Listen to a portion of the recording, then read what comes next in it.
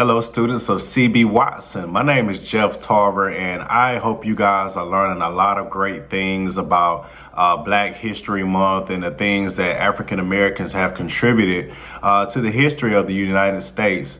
I personally am a teacher at Middle Georgia State University, and I also host a lot of camps in the Middle Georgia area.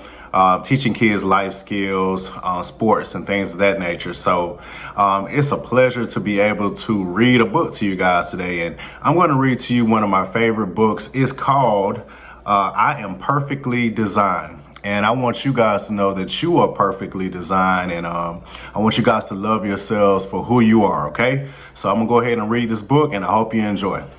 So I'm going to go ahead and read through it, and I know the pages might be backwards, but there's some nice pictures in there so you guys can look at the pictures while I read it, all right? First, there was you, Dad. Then there was me.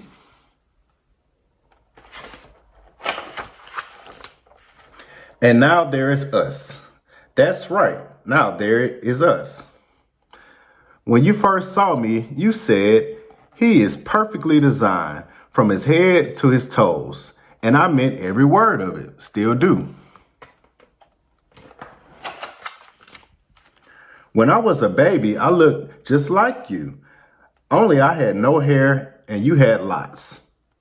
Now it's the opposite. So true.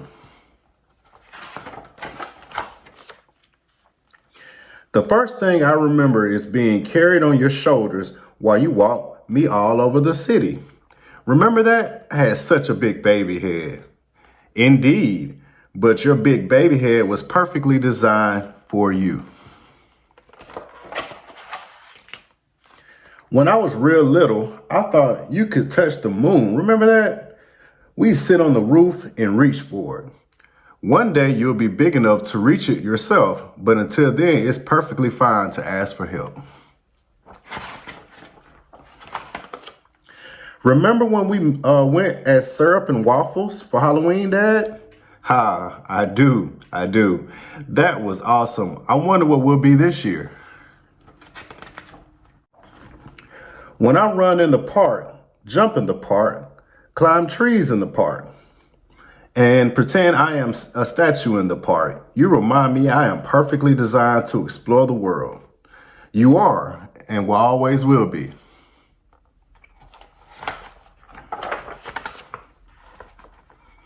It's a picture of them having a picnic at the park, staring up at the stars. Sometimes, Dad, when I get mad or sad or confused, you wrap me in your arms. I like that. Me too. And I remember that you are perfectly designed and wonderful, no matter what you are feeling.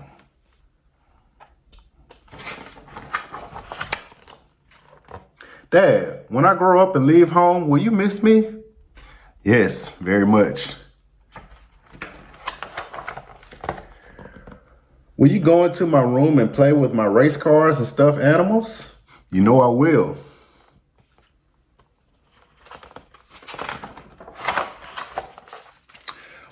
Will you sit on the fire escape and feed the pigeons like we do in the summer? The pigeons and the sparrows? Will you remember our favorite moves? I will, and I'll invent some new ones too. Dad, will you always think of me?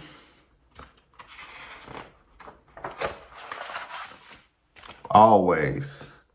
You know what, Dad? What?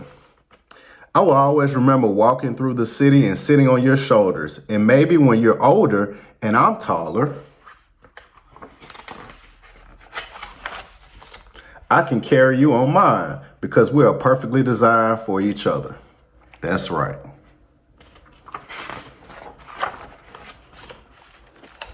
Dear reader, it's always been a dream of mine to write a story inspired by the many lessons my father has taught me.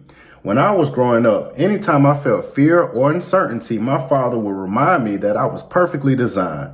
Knowing that at an early age really instilled self-love and confidence in me, which had been hard to find on my own. Now that I'm older, it's easier to walk with my head up proudly. My father and I felt it was only right to give this message to you. We want readers to never forget that just being your natural self is perfect. It's beautiful in every sense. We know how hard it is to think otherwise, but you can't stop telling yourself this until you feel it. Like everything in life, it takes some time. But with repetition, you will learn to walk with your head held higher than the Eiffel Tower. Jason Brown. And that's the end. So, CB Watson students, I hope you enjoyed this book. I hope that you guys are enjoying Black History Month. And I want you guys to always remember that you are perfectly designed. Take care.